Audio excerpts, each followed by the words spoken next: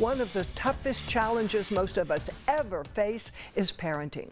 A new book just out is getting rave reviews for showing us new ways to avoid those parenting pitfalls.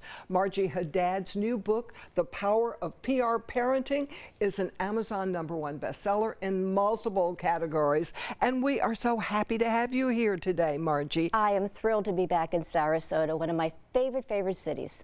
Well, I have read a lot of books on parenting. I'm still not sure I ever got it right, but how is this different from all of those books that came before? Well, most parenting books, at least the ones that I've seen, are age-specific or topic-specific. Right. This one covers an array of topics that real working moms wanted to be addressed. How on earth do we handle this, that, or the other thing? The other way that it's different is that it's not age-specific.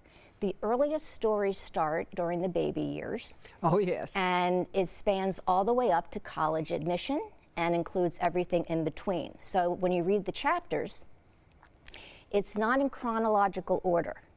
The stories are told according to the category and how it's relevant to each category. What inspired you to write this book? I was sitting with my older daughter. I have 3 kids, boy, girl. And the older daughter, when she was in the military, she said, "You know, Mom, you made mistakes, but overall I think you got it right." Oh, the best words we can hear. My jaw dropped to the floor. And she said, "I think that you should write a book to help today's working moms have an easier time at it based on your experience and expertise."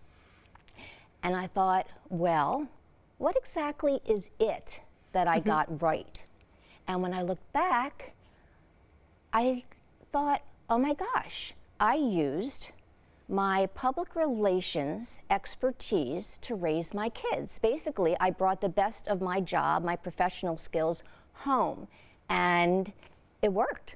Oh, you know, I'd never thought of that, but dealing with kids is like dealing with the adults you had been dealing with. What are some of those PR strategies that you used? Well, a lot of it has to do with preparation.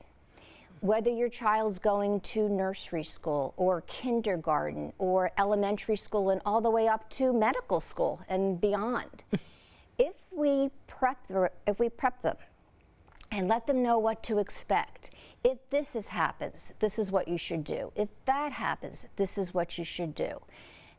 When they have expectations and a plan, it helps them to fly straight, but also if things don't go as expected, they can also reorganize because you plan for the expected and you plan for the unexpected. Just like prepping for a television interview. Right. You plan for what you know will definitely be the case, and you also plan to be able to roll with it if something comes up that you're not expecting.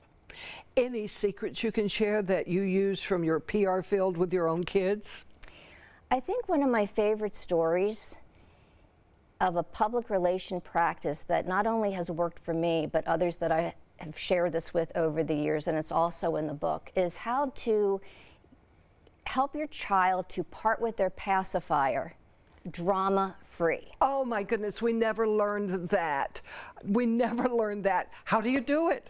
Well, one of the things in a service-related business is sometimes you provide a service, but the person you're providing the service of the company may or may not have the equivalent of what you want in cash. You know, sometimes you do cash, you know, all sorts of different transactions. And more than once I've bartered because the value of the barter met my expectation for the service that was being delivered. So I took my child, all 3 of them, and I said, okay, it is time to visit the toy store. And it's a special day where they're accepting pacifiers as a form of payment. So we're going to go and you decide what toy you would like to have, and you can pay with your pacifier. Oh my goodness. And I promise you, this works. Oh my goodness. Are there other secrets like that in the book, different stages of a child's life that you deal with? Yes, one of the things is copywriting teaching your kids that there's no such thing as the perfect first draft, and that it's okay to get feedback. Some people would call it criticism. I would call it feedback. And then if they learn this early on, as early as first grade, our kids wrote letters to the tooth fairy in first grade because that's when your teeth start to, Yes. baby teeth start to fall out, right? It's also when you start to learn sentence construction. Oh. So we had them write letters to the tooth fairy. Oh my goodness. I would edit in a soft color, never red, because that's fire engine angry.